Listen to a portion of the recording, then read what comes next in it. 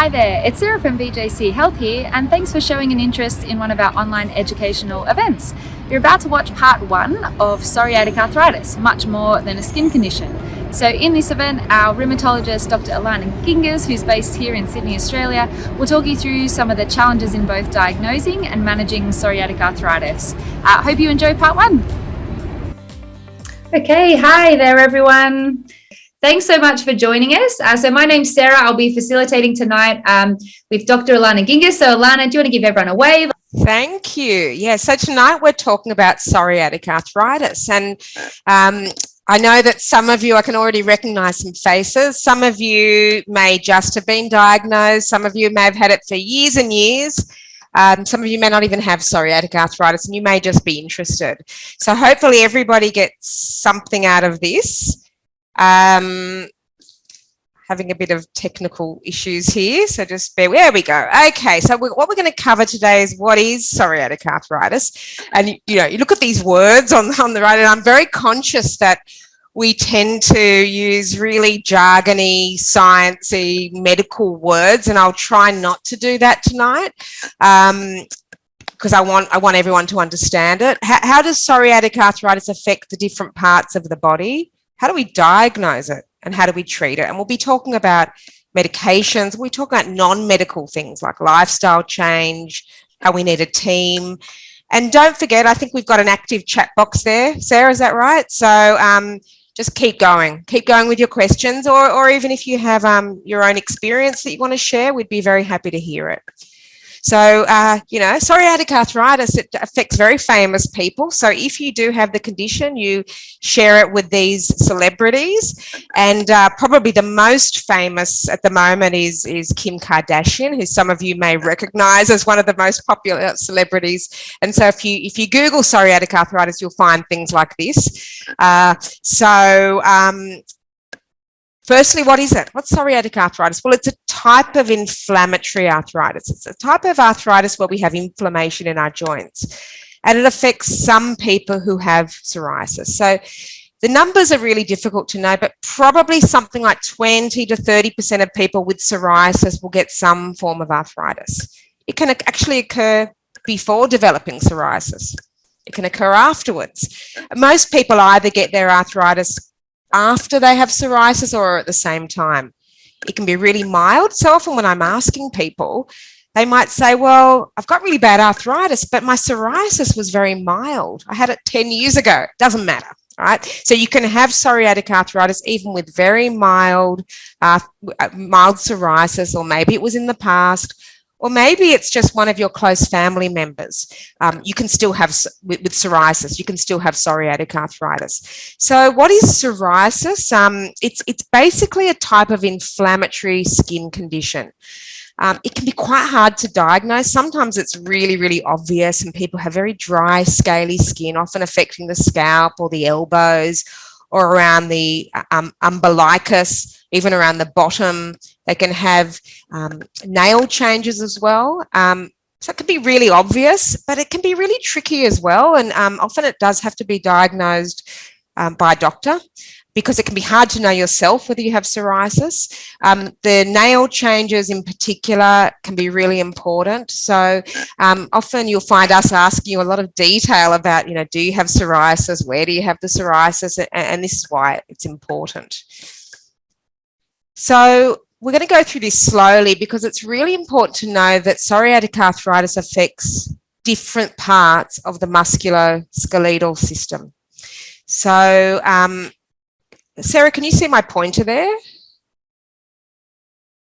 Peripheral. Yep. All right. So the first thing is just an arthritis. So an arthritis that we think of when we think about conditions like rheumatoid arthritis. So swelling of the small joints, or the knees, or the ankles, or the hands. So that's what we call a peripheral arthritis, and that certainly occurs in a lot of people with psoriatic arthritis. But in addition, they'll get, sometimes, not everybody gets this, what we call axial disease, and that means spinal disease, spinal inflammation, back pain. That can be part of psoriatic arthritis. Then we go on to this thing which we call enthesitis. Now, enthesitis is like a fancy word for inflammation of the tendon. So some of you may have had swelling of the Achilles tendon, or plantar fasciitis. These are examples of when we get tendon inflammation. So that's part of psoriatic arthritis as well. There's a condition called dactylitis, and some of you may know this as sausage finger or sausage toe. And this is where you get a big fat finger, very typical of psoriatic arthritis, and the technical term for that is dactylitis. Not everybody gets it, but if you do get it, it's quite typical of psoriatic arthritis. Of course, a lot of people will have skin conditions, psoriasis, and also we mentioned about the nail abnormalities. So it can affect all these parts of the musculoskeletal system, and everybody will have different manifestations. So some people may only have back pain. Some people may have predominantly tendon inflammation. A lot of people will have a combination. But psoriatic arthritis also affects different parts of the body. So it's what we call a systemic condition. It doesn't just affect the joints. It doesn't just affect the skin. So this is an example of all the places where it may affect, or it may not, but it's just important to know that this all exists. So people can get eye conditions with psoriatic arthritis. Strangely, they can get an increased risk of anxiety or depression. It's actually something that, that is associated with psoriatic arthritis. Inflammatory bowel disease, so we're talking about conditions like Crohn's disease or ulcerative colitis, and it's also more common to have osteoporosis. But I wanted to talk about this idea of metabolic syndrome, because metabolic syndrome is certainly more common in people with psoriasis and psoriatic arthritis. So this is a cluster of conditions that can occur together. So we're talking about diabetes, high cholesterol, excess body fat, increased risk of cardiovascular disease. This doesn't affect everybody with psoriatic arthritis by any means, but it's certainly more common. And conversely, so it's more common to have these issues, but it's also it's harder to get rid of it. So if you're carrying excess weight and you have psoriatic arthritis, it can be harder to shed that weight and reduce your risk of metabolic syndrome. So it's certainly something we need to consider with this condition. How do we make the diagnosis? It's tricky. It can be quite challenging. And a lot of you may know that we ask a lot about your history and have you had Achilles tendon problems, and we talk a lot about the family history. We ask a lot about the pattern of inflammation. Is it on one side? Is it on both sides? Is it the tendons? Is it the joints? So the pattern can be very important. Tests may be useful, but as a lot of you know, they're not necessarily going to be useful. So people often say to me, I don't understand. I've got all this inflammation. I've got swollen hands and a swollen knee, but my ESR and my CRP, my inflammation tests, they always come back normal. I don't understand it. Actually, this is very typical. So they'll be elevated. Actually, in only around 40% of patients will be quite elevated. So that means that they're commonly going to be normal. So even when you're feeling you've got a lot of pain or stiffness, it shouldn't concern us that your inflammation levels are normal. That doesn't take away from the diagnosis. Most people will have negative blood tests for rheumatoid arthritis, not always. And there's another test that we look for called the HLA-B27. It's a gene test. It's more likely to be positive in people with psoriatic arthritis, but mostly in people with spinal inflammation, but it's still only about a third of patients, but it is something that you'll see us test. So this is interesting. I mean, I don't want you to read this in any detail, but this just gives you some idea of the criteria that we're looking at when we're making the diagnosis. You can see it's not one thing. It's, do you have psoriasis? Does someone in your family have psoriasis? Do you have nail issues? We look at the blood tests and we look for this condition called dactylitis or sausage finger, and we look at x-rays. And there's not one thing that gives us the diagnosis. So that's why I'm saying it can be tricky, because we need to look at all of these things together. let's move on to treatment. So firstly, I wanted to talk about some principles of treatment, just an overview about treatment. Before I go there, Sarah, I wonder if there's any questions so far that you think would be worth discussing. There's one. So Reshu just popped one in just then, so we can tackle that now. And it's about the that gene that you just mentioned. Yes, HLA-B27. Yeah. And so can people with AS also have psoriatic arthritis, or how? Yeah, very, very, very interesting question. The two conditions are both forms of spondyloarthritis. It's like a family of arthritis. And if you imagine like an overlap, these two conditions overlap. So people with psoriatic arthritis can get changes in their spine that look very similar to ankylosing spondylitis. It can look the same. There are often some differences, some minor differences that we look for. And people with ankylosing spondylitis have an increased risk of psoriasis. So the two conditions overlap. Sometimes we sort of say people have both conditions, and we talk about, we treat the condition that's the main condition that's affecting them, but the two conditions are part of the same family. All right, so let's move on to the treatment. So some principles. So, and this is also to explain to you why we do some of the things we do. So it's what we call treat to target. So we're really aiming for either what's called low disease activity, where you don't have a lot of symptoms, you may still have some symptoms, or even remission where the symptoms have resolved. But this often requires a regular assessment. So if you're thinking, why do I have to go to my rheumatologist at certain frequencies, it's because of that. We do need to regularly assess things, and we often need to adjust medications. And the people here watching who have psoriatic arthritis will understand that they've probably had a few changes to their medications over the years. We often don't land at the one medication right at the beginning that's going to work, and there's a bit of trial and error involved. We recognise, as I was talking about, these problems of metabolic syndrome, obesity, cardiovascular risk, and they need to be treated on their own merits, with weight management, stopping smoking. Smoking is really important in the causation of psoriatic arthritis and continuing symptoms, and also diet, and we'll talk about that a bit more. We also need to understand these psychological consequences.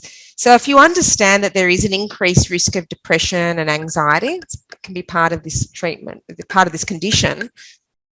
If you have that, it needs to be treated accordingly. Fatigue, common, difficult, challenging to treat. It's good to name it. It's good if that's your condition that we can actually acknowledge it. Sometimes people feel that is a symptom that's not well acknowledged by us doctors, and I think we do need to acknowledge it, but we also need to understand that it can be a tricky thing to treat. And importantly, when we talk about psoriatic arthritis, this is a condition where we need a team approach. So we've talked about how it affects different parts of the body. It means we need different people helping out. So obviously the GP is vital. If you've got bad psoriasis, a dermatologist will be important. And then we're going to talk about the role of allied health as well, in helping manage the different manifestations.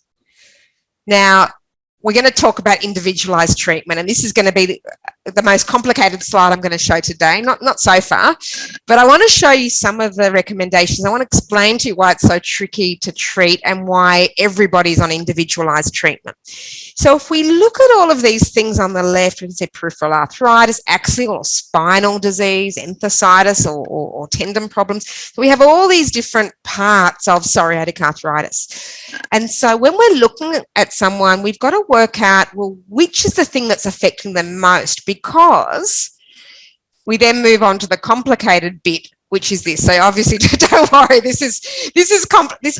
I want to show you that the treatment pathways are different depending on what part of your body the psoriatic arthritis is affecting. So your rheumatologist will understand all of this. They may not talk about it, they're going to understand this. And so you're going to probably think, well, why are we doing this rather than this? Because my neighbor is on this treatment, but I'm on that treatment. Why can't I go straight onto biologics? Why am I being treated with anti-inflammatory? So there's often method behind the madness, you know. So we do have lots of different recommendations, and they are complex, and they depend on your individual circumstances. We're not going to go into this in detail, but these are medications that some of you will recognize, and maybe some of you are on these medications. And I want to just stress again that we are all different. Everybody needs different medications, different doses, different combinations. You will not be the same as your neighbor. You know, you will not be the same as your friend. And you know, every patient that I have with psoriatic arthritis, there's something different about their treatment.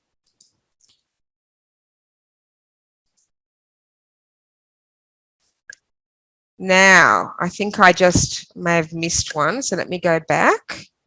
Treatment is more than medications. So my job is predominantly about finding the right medications, but also we need to see this as a holistic approach using a team. So what are the other things we think about? And I bet there's going to be a lot of questions about this. So we think about dietary modification. We think about exercise, physiotherapy, psychology, podiatry. I can actually keep going on, right? So there's different non-medical treatments that are very, very important. So I'm actually going to throw to Sarah to talk a little bit more about how allied health can help. But I also want you to think about, and maybe add in the chat box, what team have you curated? Have you got a team that you've found that works? What has been most useful? So Sarah, maybe you can speak a little bit to that. Yeah, sure. So yeah, and really want to hear from everyone. Like, I think, again, sometimes when we put that list there, and like Ilana said, she could go on, but that's already 5 different specialties there. So I think one of the challenges when you're, managing a condition like psoriatic arthritis is, then how do you juggle all that, because including your rheumatologist, like, let's say if you saw someone to help you with each of those things, and you've got a rheumatologist, that's like 6 different people kind of telling you what to do, which, let's be honest, most of us don't like one person telling us what to do, let alone 6 different people trying to, all well intended, but it can get a bit overwhelming. So I think there's definitely a role with each of the things definitely listed on the slide. So the diet part of it is huge. And thankfully, I guess most of our clients are quite open to that, and it can be something that you take on in a really small way, or some people are like, yeah, okay, I'm ready to change it up. Give me all the information about what I can do so that I can eat in a way that helps me feel as best I possibly can. But there are some things that you can do, because I think it's also quite common for clients to, of course, be open to taking medication, but there are definitely things within your own control that can assist and help you feel that little bit better too. And diet's one of them. And so we do run, if you're, just starting out or want to know a little bit more, there's definitely some recordings that you can check out in BJC Connect. And Monica, psoriatic arthritis comes up a bit in our workshops. And so feel free to check them out. She does them a couple of nights a week where you can pick Monica's brain about some specifics around the diet side of things. And she often is in these talks, so you won't have to look hard to find her. So with exercise too, I think we all might have a love-hate relationship with exercise. So yes, of course, it's important. It can help support the joints. It can help with weight management. But of course, it can be very challenging to both start and continue if you're fatigued and if you're in a lot of pain. So I think, yes, it's good, but that's also why working with a physiotherapist at times can also be very helpful, and might be where you need to start. If your symptoms, you might need a little bit more help to manage, tendinopathies, for example, or let's say the medication from your rheumatologist has helped things stabilize, but it might be painful to walk, or it might be painful to do some of the things that you want to do. So a physiotherapist can be very helpful to then help strengthen and help you reduce pain, so that you can, again, be that little bit more active. So physio, helpful. The psychology aspect, of course. Again, I think it's just coming down to prioritizing too. So depending on, I guess, where you might be feeling the most challenge, I guess my advice would be, well, Sarah, where do we start? And I'm happy to ask Ilana how she might help her clients too. It might just be picking one avenue. If you're really interested in diet or interested in learning more about food, then make a step in that direction. Or if exercise is really important to you and you're really motivated to learn what you can do for your condition, then perhaps again starting with exercise. But the support is there, both in terms of the knowledge and then obviously clinicians that are there to then support you. But yeah, Lana, how do you sort of help clients navigate that if they're like, okay, I'm taking my medication, but what else can I do? I guess it's exactly what you said. It's all about prioritizing, so for example, if someone, their main problem is that they just are continuing to get foot pain, right? So they're getting much better on their medications, but they've got terrible foot pain. Well, that person needs a podiatrist as part of their team. Absolutely. Let's say the person is very overweight and not doing so well on the medications. And one thing that we know is, and very clearly from the research, that carrying extra weight actually reduces the response to medications. So, you could be on very potent, good medications, but the extra weight that you're carrying means that the medications aren't doing the job that they have to do. So for that person, probably the most important thing is going to be dietary modification with exercise, so because otherwise we can throw all the medications, that exist, but that person won't be feeling better. So, it really very much depends on what the patient's priorities are. What's the goal? What's the priority? It's unrealistic, as I've given a list of different allied health, but obviously very few people, have all of them in their team, and some people need none of them in their team. So it's just about what that person actually needs. Yeah, perfect. Do you want to? You got a couple more slides, Ilana, I think. Yeah, we do. All right. So this is going, and we've got this some is more the questions. one that everybody wants to talk about. It's important. It's important to talk about. This comes from Harvard Health, so Harvard University. So, if you Google, diet for inflammatory arthritis or diet for psoriatic arthritis, it is endless. You're going to find, there's going to be a lot of talk about an anti-inflammatory diet, and you're going to find that the anti-inflammatory diet for some people means, an autoimmune protocol diet. For some people, it's going to mean a ketogenic diet. For some people, when they talk about anti-inflammatory diet, they eat a carnivore diet. That's quite popular at the moment, where they just eat meat. So, I often say to people that dietary change is very useful, but there's lots of different ideas about diets out there. And I want to go back because this is important. All right, so I'm going to go through this. So the first thing to say is that no diet has been shown to cure psoriatic arthritis. And when we're talking about dietary changes, we're not expecting that a diet is going to get rid of your psoriatic arthritis, right? There's absolutely no proof that happens. And in my experience, although people often feel a lot better and it's really, really useful to change their diet, it's very rare. I don't know if I've ever where people actually can go off their medication. So that's really important. So the diet, we're not talking about dietary change because we think it's going to cure your arthritis. We're talking about dietary change because it may reduce some of the inflammation. It may help you lose weight and therefore improve the inflammation as well. Research into diet is very, very challenging, and that's true of all dietary research is very, very difficult. It doesn't mean we should ignore it, just because the research is challenging. We need to understand about weight management. So you could eat anything. You could eat I don't encourage this, but you could, have very low calorie shakes, for example, lose weight. That's not great nutritionally, but, you lose weight, and it's likely that will reduce your inflammation and improve your response to medication.